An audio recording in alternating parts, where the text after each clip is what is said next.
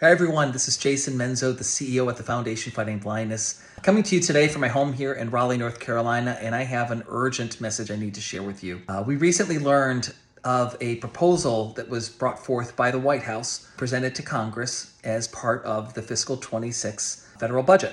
And within that budget proposal, there's a couple things that really directly impact our space that I wanted to make sure that you knew about. Number one, this budget calls for the elimination of the National Eye Institute as a standalone and dedicated institute focused on vision research and vision research alone. Instead, it folds the National Eye Institute into a broader and less specific brain and neurological institute.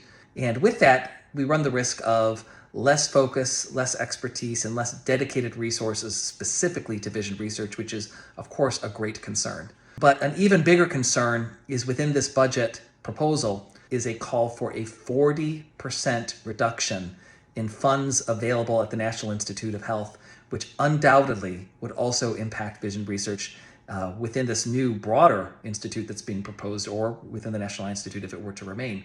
Either way, a 40% reduction in resources available for the National Institute of Health will absolutely have a dramatic impact on vision research. And it's of great concern because, as you know, this is a time where there's a lot of momentum in our space. There's many treatments and cures in development, and many more that are in the pipeline coming out of the labs. And so now is a really delicate time for this mission.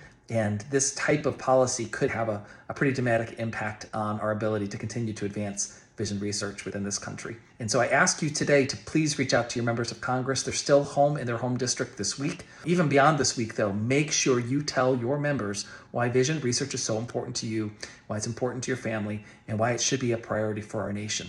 If you have any questions, don't hesitate to reach out at info@fightingblindness.org.